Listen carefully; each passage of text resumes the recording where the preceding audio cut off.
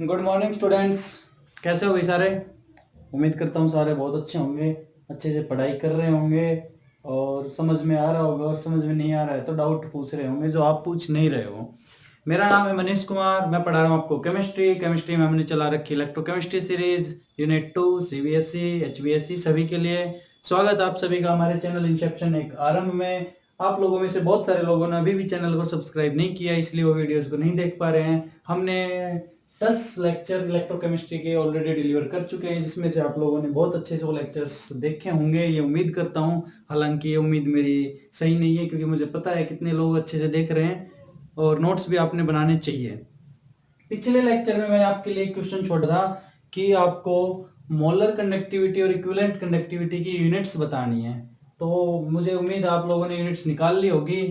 तो बताओ क्या होगी यूनिट? इक्विवेलेंट कंडक्टिविटी की अगर यूनिट निकाले तो क्या होगी? तो इक्विवेलेंट के लिए वही आएगा ओम इनवर्स, सेंटीमीटर इनवर्स, और क्या आएगा? नॉर्मेलिटी है ना, ओम इनवर्स सेंटीमीटर इनवर्स। आपने क्या निकाली है बताओ, ये क्या ये सही है? चलो एक बार कैलकुलेट करते हैं, इसको आपको करके दिखाते हैं। सेंटीमीटर इनवर्स आएगा या नहीं आएगा, या ग्राम इक्विवेलेंट आएगा। देखो कप्पा की यूनिट क्या होगी? कप्पा की यूनिट, कप्पा कहाँ है? यहाँ पे। लेंथ की होती है सेंटीमीटर, देखो सेंटीमीटर। रेजिस्टेंस की क्या होती है? ओम। और एरिया की होती है सेंटीमीटर स्क्वायर। तो क्या हो जाएगी इसकी बताओ? सेंटीमीटर स्क्वायर, और ऊपर जाके क्या हो जाएगा? लेंथ से 1 सेंटीमीटर कट जाएगा, यही तो है। तो कप्पा इंटू 1000, और उसमें क्या बचेगा बाद में? Divided by concentration. कंसंट्रेशन हमारी नॉर्मेलिटी। तो कैसे करोगे? या फिर इसके आप यहां से भी कर सकते हो, lambda equivalent is equal to kappa into volume. यहां से करो। कप्पा की क्या होती है? सेंटीमीटर डिवाइडेड बाय ओम और सेंटीमीटर स्क्वायर। तो कप्पा की आ जाएगी, ये ऊपर आ जाएगा ओम इनवर्स और सेंटीमीटर इनवर्स। यहां लिखो ओम inverse centimetre inverse into volume क्या होती है? Centimetre cube. तो बच जाएगी ओम इनवर्स और सेंटीमीटर स्क्वायर, और साथ में क्या है? Gram equivalent. तो लिखेंगे ग्राम इक्विवेलेंट। ये यूनिट होगी हमारी मोल इक्विवेलेंट कंडक्टिविटी की। Ohm inverse centimetre square gram equivalent per gram equivalent. Ohm inverse centimetre square gram per gram equivalent. यहां बताओ इसकी क्या है होगी? Molar conductivity. सेम यूनिट होगी पर ग्राम मोलर। वहां पे ग्राम इक्विवेलेंट है क्योंकि नॉर्मेलिटी में होगी वो सारी। यहाँ पे मोलरिटी है तो पर मोल हो जाएगी, यही फर्क होगा। अदरवाइज आगे का कप्पा की यूनिट वही रहेगी, ओम इनवर्स और सेंटीमीटर स्क्वायर। तो वहां पे पर ग्राम इक्विवेलेंट, और यहाँ पे हो जाएगी पर ग्राम मोलर। ठीक है भाई, कर लोगे ना? पर मोल। अब देखो इन दोनों फॉर्मूलाज के ऊपर आपको 2 क्वेश्चन दिए हैं। पहले फॉर्मूला देखो, इनको कंफ्यूज मत करना। यहाँ पे मोलरिटी होती है पर मोल के लिए। अब यहाँ कंसंट्रेशन थी, लेकिन हमें पता है कि जो हमारा डेफिनेशन है इक्विवेलेंट कंडक्टिविटी की, वो कह रही है पर ग्राम इक्विवेलेंट इलेक्ट्रोलाइट। तो ग्राम इक्विवेलेंट को अगर आपने सॉल्यूशन पढ़ा होगा तो इक्विवेलेंट टर्म नॉर्मेलिटी के केस में आया था कि इक्विवेलेंट मास कितना है उसका। तो वहां पे जो कंसंट्रेशन है वो नॉर्मेलिटी ही लेंगे हम, नॉर्मेलिटी के ही क्वेश्चन मिलेंगे आपको ग्राम इक्विवेलेंट निकलवाने के लिए। तो इक्विवेलेंट कंडक्टिविटी में हम नॉर्मेलिटी लेंगे, यहाँ मोलरिटी। तो ये पर gram equivalent ohm inverse centimetre square पर ग्राम इक्विवेलेंट, यहाँ ओम इनवर्स सेंटीमीटर स्क्वायर पर ग्राम मोल। ये हो जाएगी इनकी यूनिट्स। ये रिलेशन एक बार फिर से रिवाइज करा देता हूँ। V is equal to I R, R is equal to rho L by A, rho हो जाएगी R A by L, conductance होता है 1 by R, A by rho L, kappa होता है 1 by rho L by R A. ये unit हो जाएगी kappa की। तो इस तरह से हमने यहाँ तक पढ़ लिया था। ये दोनों न्यूमेरिकल्स हैं आपके लिए। उसके बाद एक रिलेशन देखेंगे इक्विवेलेंट कंडक्टिविटी और मोलर कंडक्टिविटी के ऊपर, फिर एक न्यूमेरिकल करेंगे। ये आपका होमवर्क है। विच ऑफ द फॉलोइंग है मैक्सिमम मोलर कंडक्टिविटी? इनमें से किसकी ज्यादा मोलर कंडक्टिविटी? आपको दोनों की मोलर कंडक्टिविटी कैलकुलेट करनी है और उनमें देखना है ज्यादा किसकी, वो बताना है। ये नेक्स्ट वीडियो से पहले आप कमेंट सेक्शन में जैसे भी मुझे इसका आंसर आपको देना है। देखो क्वेश्चन एक बार पढ़ देता हूँ, समझ में नहीं आ रहा तो। 0.08 molar solution and it's kappa. Kappa क्या है? स्पेसिफिक कंडक्टिविटी दी हुई है 2 × 10⁻⁻2 ओम इनवर्स सेंटीमीटर इनवर्स। ठीक है भाई। उसके अलावा यहाँ पे दी हुई है 0.1 molar solution and it's resistivity is 50 ओम। यहाँ पे रेजिस्टिविटी दी हुई है, यहाँ पे कप्पा दिया हुआ है। तो यहाँ से आपस में एक दूसरे से आप इनकी वैल्यू निकाल लेना। हमें मोलर कंडक्टिविटी चाहिए दोनों की, और ये पता लगाना है ज्यादा किसकी है। तो आंसर बता दो आप लोगों को? नहीं, आंसर भी नेक्स्ट वीडियो में बताएंगे। तो आप लोग इस क्वेश्चन को सोल्व करेंगे। अभी लिखो, अगली हेडिंग डालो, relation between equivalent conductivity and molar conductivity. Relation between equivalent conductivity and molar conductivity. भाई ये मार्कर भी इंक मिल नहीं रही है, मार्कर की प्रॉब्लम हो रही है, देखते हैं, करते हैं आप लोगों के लिए कुछ जुगाड़। Relation between equivalent conductivity and molar conductivity. देखो, नॉर्मेलिटी और मोलरिटी में क्या फर्क था, आप लोगों ने पढ़ा होगा सॉल्यूशन में, कि जब मोलरिटी हो हमारे पास और वहां से हमें नॉर्मेलिटी निकालनी हो तो हम क्या करते हैं, normality is equal to N factor into molarity, ये कर देते हैं। एन फैक्टर होता है वहां बेसिस के लिए एसिडिटी, एसिड के लिए बेसिसिटी, या फिर उसकी वैलेंसी, आयन है तो चार्ज, वो सब होता है एन फैक्टर। जैसे H2SO4 है, इसका एन फैक्टर क्या होता है, 2H पॉजिटिव है ना, 2 होगा, HCl का 1 है, H3PO3 का 3 हो जाएगा। कितने प्रोटॉन आयन प्रोटॉन्स दे रहा है वो, उसका एन फैक्टर कितना है। तो इस तरह से एन फैक्टर का और मोलरिटी और नॉर्मेलिटी का रिलेशन है सीधा सा, कि normality is equal to n into M, normality is equal to n into M, ये रिलेशन है हमारे पास। इसका रिलेशन है हमारे पास इक्विवेलेंट का, क्या रिलेशन है बताओ, कप्पा इंटू 1000 बाय एन, और यहाँ पे हमारे पास कप्पा इंटू 1000 बाय एम, ये तो पता है ना हमारे पास है। तो यहाँ से बताओ ग्राम इक्विवेलेंट की अगर हम निकालें, इसमें वैल्यू पुट कर देंगे तो क्या आ जाएगा, ग्राम इक्विवेलेंट की molar divided by valence factor, कि भाई कितना एन फैक्टर है, यही तो आएगा। देखो करके देखो, इसको समझना कैसे आया ये ग्राम इक्विवेलेंट की यहाँ से आई, ये यहाँ से आई। अब यहाँ हमने n की जगह क्या लिख दिया, n की जगह क्या रख दिया, मान लो हमने यहाँ पे n की जगह क्या लिख दिया, m into n factor, balance factor लिख लो या n फैक्टर लिख लो, n फैक्टर, यहाँ लिख दिया हमने n फैक्टर, लिख सकते हैं ना, नॉर्मेलिटी और मोलरिटी में तो होता है रिलेशन, n फैक्टर का और इसका हो गया, ऊपर का सेम है, ऊपर का सेम है, कोई दिक्कत नहीं है। यहाँ m सेम है, m सेम है, फर्क किसका है, इसका। तो ये हो गई, इसको इससे डिवाइड कर दो n फैक्टर से। ग्राम इक्विवेलेंट जो होगी, इक्विवेलेंट कंडक्टिविटी होगी, वो मोलर कंडक्टिविटी को जब हम n फैक्टर से डिवाइड कर देंगे उसके बराबर हो जाएगी। या फिर यहां से निकाल लें, molar conductivity is equal to n factor into equivalent conductivity, यहां से ये हम लिख सकते हैं।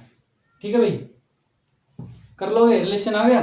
देखो इस रिलेशन पे भी कई बार क्वेश्चन पूछ लिया जाता है, मेरे ख्याल में आपको अगर दिखाई नहीं दे रहा होगा तो यहाँ बड़े अच्छे से लिख ले लो, molar conductivity is equal to N factor into equivalent conductivity. कई बार डायरेक्ट क्वेश्चन आता है इस पे, जो पिछले वाले क्वेश्चन है वहां से आपको मोलर कंडक्टिविटी निकलवाएगा, और एक आपको इक्विवेलेंट कंडक्टिविटी दी होगी और इलेक्ट्रोलाइट होगा, वहां से इलेक्ट्रोलाइट का एन फैक्टर लो और यहाँ से उससे मल्टीप्लाई करो, आपके पास सीधा मोलर कंडक्टिविटी आ जाएगी।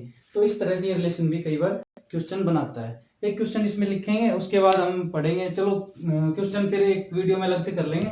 अभी पढ़ेंगे factor influencing the conductivity of electrolytes, कि इलेक्ट्रोलाइट है उसकी कंडक्टिविटी को कौन कौन से फैक्टर्स इन्फ्लुएंस करते हैं। देखो भाई ये जो रिलेशंस चल रहे हैं, हमने डेरिवेशन कुछ किए हैं कहीं कहीं, ये आप सभी को बहुत अच्छे से आने चाहिए। थोड़ी रिफिल करते हैं, फिर पढ़ते हैं factors affecting the conductivity of electrolytes.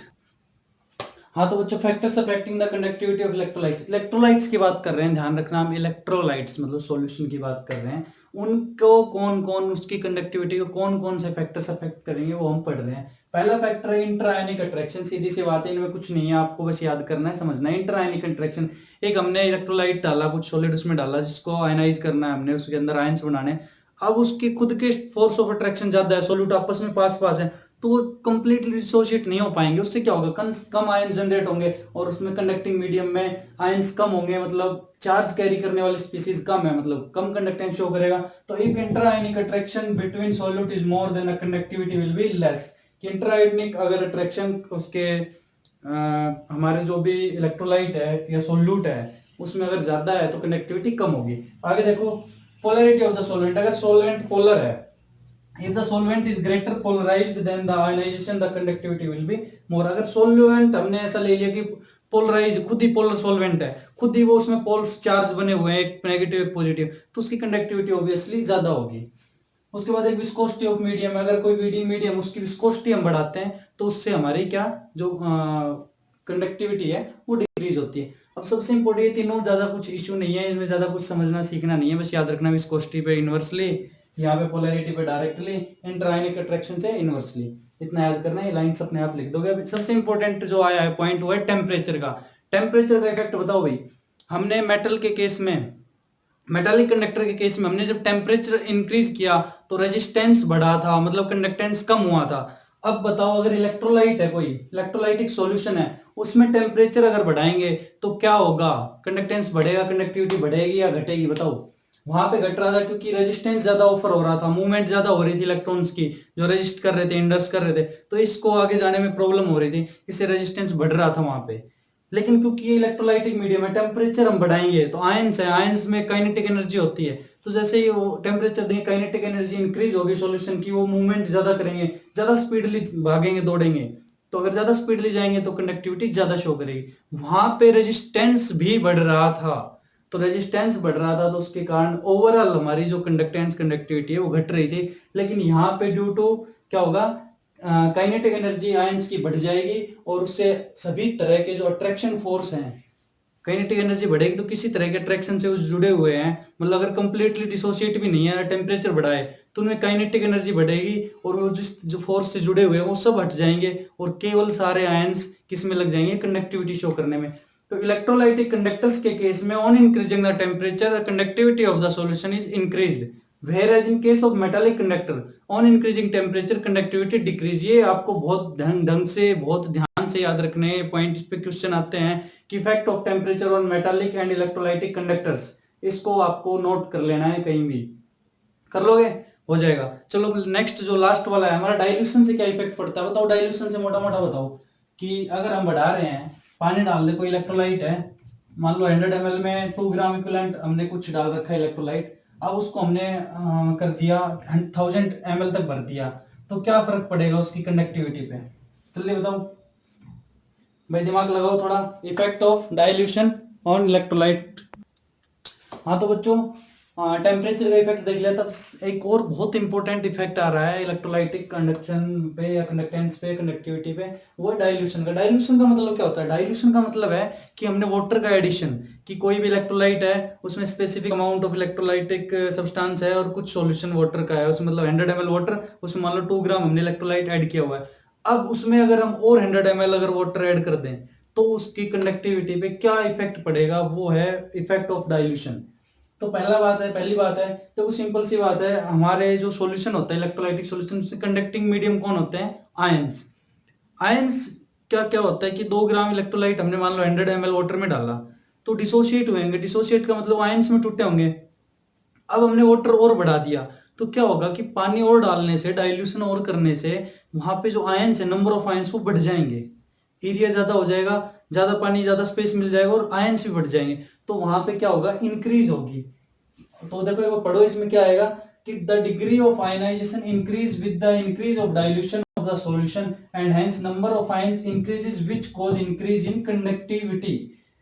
कि कंडक्टिंग मीडियम, हमारे जो कंडक्टिंग चार्ज कैरियर है आयंस है, और ऑन डाइल्यूशन आयनाइजेशन बढ़ता है, आयंस ज्यादा बनते हैं। अब ज्यादा आयंस बढ़ेंगे तो सीधी सी बात है कि भाई ज्यादा आयंस बढ़ेंगे तो ज्यादा कंडक्शन शो करेंगे, तो on increasing dilution conductivity increase because more number of ions produced in the solution. पहला इफेक्ट कंडक्टिविटी पे डाइल्यूशन का, इंक्रीज होगी भाई, हो जाएगा, ठीक है। अब जो इफेक्ट ऑन स्पेसिफिक कंडक्टेंस, बहुत इंपॉर्टेंट है, कंडक्टिविटी बढ़ रही है, बहुत अच्छी बात है, स्पेसिफिक कंडक्टेंस पे क्या इफेक्ट पड़ेगा।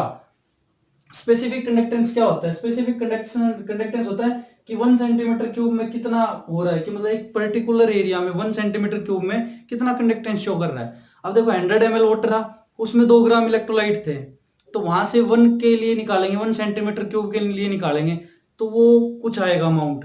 अब बताओ इलेक्ट्रोलाइट तो 2 ही ग्राम है, अब 100 ml वाटर और डाल दिया, अब वो 2 ग्राम इलेक्ट्रोलाइट के आयन सब 200 ml में हो गए, तो अब एक का निकालेंगे तो उसमें कम नहीं हो गए भाई, सीधी सी बात है, पहले 100 ml में 2 ग्राम थे, अब 200 में 2 ग्राम है, तो कम हो जाएगा ratio.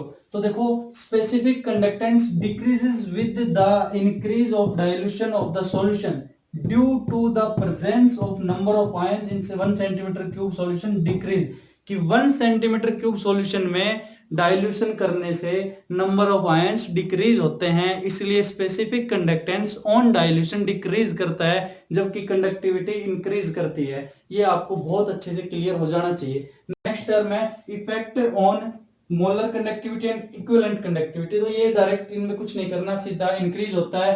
Equivalent conductivity and molar conductivity increases with dilution because degree of ionisation increases with dilution. वही है हमारा कंडक्टिविटी वाला, कि कंडक्टिविटी तीनों तरह की, मोलर, इक्विवेलेंट और कंडक्टिविटी, तीनों इंक्रीज करेगी ऑन डाइल्यूशन, जबकि स्पेसिफिक कंडक्टेंस डिक्रीज करेगा on dilution because number of ions present in 1 centimetre cube decreases on dilution. ये लाइंस आपको बहुत अच्छे से समझ में आ जानी चाहिए, याद तो आप कर ही लोगे, अदरवाइज बिना समझे याद करोगे तो जरूर भूल जाओगे। एक बार समझ लो फिर याद कर लो, कोई दिक्कत नहीं है, फिर आप रिवाइज करोगे तो तुरंत आपको समझ में आ जाएगा। अब देखो अगर ऐसा केस हो कि इलेक्ट्रोलाइट है वो कंप्लीटली आयनाइज हो गया हो, कि एक इलेक्ट्रोलाइट है वो कंप्लीटली आयनाइज हो गया, 100% डिसोसिएट हो गया आयंस में, एक पर्टिकुलर अमाउंट है उसमें डाइल्यूशन कर रखा है और वो कंप्लीटली आयनाइज है, अब उसमें हम और वो ऐड करें तो क्या होगा, कंडक्टिविटी पे क्या इफेक्ट पड़ेगा? तो बताओ भाई क्या इफेक्ट पड़ेगा?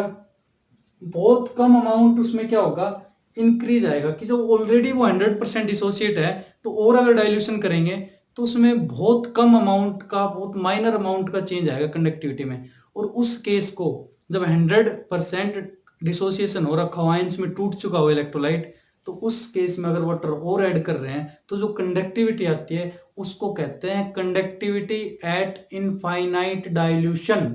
कंडक्टिविटी एट इनफाइनाइट डाइल्यूशन, ये वर्ड में, ये टर्म इनफाइनाइट डाइल्यूशन आपको यहां बता रहा हूं क्योंकि नेक्स्ट लेक्चर में इस वर्ड पे एक लॉ आएगा जो हम पढ़ेंगे, कोलरोच लॉ। तो आज की वीडियो में इतना ही पढ़ेंगे, दोनों न्यूमेरिकल आपको होमवर्क करना है। इफेक्ट ऑफ टेम्परेचर और ये डाइल्यूशन आपको बहुत अच्छे से आना चाहिए। रिलेशन हमने कर लिया है, रिलेशन से कोई क्वेश्चन है वो अभी कराएंगे नेक्स्ट वीडियो में जब न्यूमेरिकल प्रॉब्लम्स उठाएंगे। कुछ वीडियोस 2-3 मैं स्पेशल आपको जो पुराने प्रीवियस ईयर के क्वेश्चन आए हुए न्यूमेरिकल्स, वो कुछ एक अच्छे क्वेश्चंस और लाके 2-3 वीडियोस में आपके सारे न्यूमेरिकल क्लियर करा दूंगा। आपको बिल्कुल घबराने की जरूरत नहीं है, नोट्स आप साथ साथ बनाते रहिए। इलेक्ट्रोकेमिस्ट्री के आपके 1 नंबर भी कहीं नहीं जाएगा बोर्ड के पेपर में, ये मेरी गारंटी, इन लेक्चर्स के अलावा और कहीं से नहीं आएगा। मुश्किल से 5-6 घंटे के लेक्चर्स बनेंगे, पूरी इलेक्ट्रोकेमिस्ट्री खत्म हो जाएगी, कभी भी आप बैठ के देख सकते हो। और ये मेरे ख्याल में इससे इजी वे में आपको कोई नहीं बता सकता, ऐसा मेरा मानना है, क्योंकि मैं इसमें बहुत अपना बेस्ट देने की कोशिश की है। हो सकता है थोड़ा यूट्यूब पे बहुत कुछ अच्छी अच्छी चीजें हैं जो हो सकता है यहाँ नहीं मिल रही हो, लेकिन एक सिस्टेमेटिक तरीके से, एक बोर्ड के हिसाब से आपको शायद ही कोई पढ़ा रहा होगा। कोई जेई पढ़ा रहा है तो जेई का आप यहाँ यूट्यूब पे परसेंट पढ़ के नहीं कर सकते, क्योंकि सीधी सी बात है फ्री में आजकल कुछ नहीं मिलता। अगर आपको कोई फ्री में कुछ दे रहा है इसका मतलब वहाँ क्वालिटी से आपको कॉम्प्रोमाइज करना पड़ेगा। तो आपसे यही रिक्वेस्ट है, आप इनको अच्छे से नोट्स बनाते रहिए, इसको सीरियसली पढ़े, और डाउट हो तो डाउट पूछे। तो मिलते हैं नेक्स्ट उसमें वीडियो में, या एक न्यूमेरिकल करोगे? चलो एक न्यूमेरिकल कर लेते हैं फिर करते हैं इसको खत्म। देखो बच्चों न्यूमेरिकल है ये, थोड़ा सा अलग लेवल का है, मतलब ये कुछ इस तरह से है, हम इस तरह से तैयारी करेंगे कि क्लास में जो पढ़ा है वही पेपर में आए। अक्सर क्या होता है क्लास में हम पढ़ते हैं कि भाई ये आएगा, क्वेश्चन आएगा V is equal to I R पे, और क्वेश्चन आता है वहां पे कहीं इक्विवेलेंट कंडक्टिविटी का। हम यहाँ पे वो पढ़ेंगे कि क्वेश्चन आएगा V is equal to I R से, लेकिन हमारी तैयारी होगी इक्विवेलेंट कंडक्टिविटी। हम उस लेवल की तैयारी आपको कराएंगे, उस तरह की न्यूमेरिक कि आपको पेपर में अगर कुछ अटपटा आ जाए तो आपको फिर ये लगे नहीं कि यार ये पता नहीं कहाँ से आ गया, कि पढ़ना फिर आपको वेस्ट हो जाए, ऐसा नहीं लगेगा। ठीक, क्वेश्चन कुछ इस तरह से ये, जैसे आप एग्जाम देने जाते हो, आप नॉर्मल न्यूमेरिकल पढ़ के जाते हो और इस तरह के क्वेश्चन आपको देखने को मिलते हैं। पढ़ो एक बार क्वेश्चन को। The equivalent conductivity of H2SO4 eight infinite dilution is 384 ohm centimeter square equivalent inverse if 49 gram H2SO4 per liter is present, solution and specific resistance, ये सब दे रखा है। आपको कुछ नहीं पता इसमें, चलो कोई बात नहीं, जितना पता है उससे सोल्व करने की कोशिश करते हैं। दिया क्या है, H2SO4 दिया है अभी, कितना 49 ग्राम। इक्विवेलेंट वाला मामला है, नॉर्मेलिटी निकालनी है भाई, निकालो नॉर्मेलिटी। नॉर्मेलिटी क्या होती है, ग्राम इक्विवेलेंट से डिवाइड करना होता है। तो देखो इसका इक्विवेलेंट वेट निकालो H2SO4 का इक्विवेलेंट वेट। सबसे पहला काम equivalent weight of H2SO4। H2SO4 का नॉर्मल कितना होता है 16, देखो 2 इंटू 1 प्लस सल्फर का कितना होता है 32 प्लस 64, ये हो जाएगा 98। ठीक है 98। तो इक्विवेलेंट वेट का क्या मतलब होता है molecular weight divided by n factor. N factor क्या है एसिड है तो बेसिसिटी कितने हैं 2, तो 98 को 2 से डिवाइड कर दो 49 आ जाएगा। ये आ जाएगा इक्विवेलेंट वेट। H2SO4 का इक्विवेलेंट वेट हमेशा याद रखना 49 होता है। गिवन है 49 ग्राम, तो नॉर्मेलिटी कैसे होती है given divided by equivalent. One normal का सॉल्यूशन है भाई हमारे पास, ये सॉल्यूशन पढ़ के आप वहां से आप सोल्व कर सकते हो कि वन नॉर्मल का सॉल्यूशन दिया होगा आपको कोई, कर लिया। अब आपको दूसरा टर्म दी हुई स्पेसिफिक रेजिस्टेंस। स्पेसिफिक रेजिस्टेंस ये दिया हुआ है, इसमें जो आता है वो कर लो। स्पेसिफिक रेजिस्टेंस दिया हुआ है, तो स्पेसिफिक रेजिस्टेंस का क्या रिलेशन है स्पेसिफिक कंडक्टेंस से 1 by specific conductance. 1 by specific conductance कर सकते हो ना ये, तो यहां से करो इसको सोल्व आगे। देखो ये न्यूमेरिकल समझ में नहीं आया तो कोई बिग डील नहीं है, ये कुछ रैंडम टाइप के न्यूमेरिकल होंगे जो आपको पुरानी आपकी नॉलेज पे बेस होंगे। तो करो भाई स्पेसिफिक कंडक्टेंस क्या हो जाएगा specific conductance 1 by specific resistance. 1 by specific resistance क्या दिया स्पेसिफिक रेजिस्टेंस क्या 1 बाय 18 पॉइंट क्या था 18.4, यही तो था, हो जाएगा। चलो निकाल लो ये क्या होती है इक्विवेलेंट कंडक्टिविटी क्या होती है भाई 1000 into kappa into normality. 1000 into kappa क्या है 1 बाय 18.4, नॉर्मेलिटी कितनी है 1, हो जाएगा। यहां से आ जाएगा आंसर आपका 55 आ जाएगी आपकी इक्विवेलेंट कंडक्टिविटी। यहां तक तो आपको कर लेना चाहिए था। अब क्वेश्चन में डिग्री ऑफ डिसोसिएशन पूछ लिया, तो डिग्री ऑफ डिसोसिएशन के लिए मैंने जो नई टर्म बताई है dilution eight infinite, infinite dilution. तो डिग्री ऑफ डिसोसिएशन का एक फॉर्मूला होता है, याद रखना आपने 11th क्लास में पढ़ा होगा, डिग्री ऑफ डिसोसिएशन इक्विलिब्रियम में। तो यहाँ पे भी अगर कोई ऐसा न्यूमेरिकल आ जाए, बहुत रेयरली आता है 4-5 सालों में एक बार एक तरह का थोड़ा घुमाने वाला क्वेश्चन, तो उसमें से एक क्वेश्चन है, तो कैसे निकालोगे equivalent conductivity divided by equivalent conductivity any concentration, और ये इनफाइनाइट डाइल्यूशन, ये इनफाइनाइट पे। तो डिग्री ऑफ डिसोसिएशन होता है कि किसी कंसंट्रेशन पे उसकी इक्विवेलेंट कंडक्टिविटी कितनी है उसको डिवाइड कर देंगे इनफाइनाइट डाइल्यूशन पे उसकी कंडक्टिविटी कितनी है। तो क्या दे रखा है भाई बताओ 55, तो इसकी कंसंट्रेशन 1 नॉर्मल पे आई है, और इनफाइनाइट पे क्या दे रखा है 384। सोल्व कर लोगे 14% आ जाएगी आपकी। तो इस न्यूमेरिकल को एक बार रिवर्स करके फिर से देखना। डिग्री ऑफ डिसोसिएशन का आपको पता होना चाहिए कि एनी कंसंट्रेशन पे जो उसके डिसोसिएशन हो रहा है डिवाइडेड बाय इनफाइनाइट पे हो रहा है वो होता है डिग्री ऑफ डिसोसिएशन, उसको अल्फा से डिनोट करते हैं। यहां तक का मैंने आपको कराया था specific conduction specific resistance. Normality आपको निकालनी आती है कि इक्विवेलेंट वेट निकालो, वहां से given mass divided by equivalent mass, solute solvent वो सॉल्यूशन में पढ़ा है आपने। तो इस तरह से इस तरह के न्यूमेरिकल जो रैंडमली कुछ कुछ घुमाने वाले हैं वो मैं बीच बीच में कराता रहूंगा, आप जुड़े रहिए देखते रहिए, आपको कोई प्रॉब्लम न्यूमेरिकल थ्योरेटिकल में इलेक्ट्रोकेमिस्ट्री से नहीं होने वाली है, ये मेरी गारंटी है। तो चलो मिलते हैं नेक्स्ट लेक्चर में, कुछ और नई चीजें लेके आएंगे, तब तक के लिए धन्यवाद।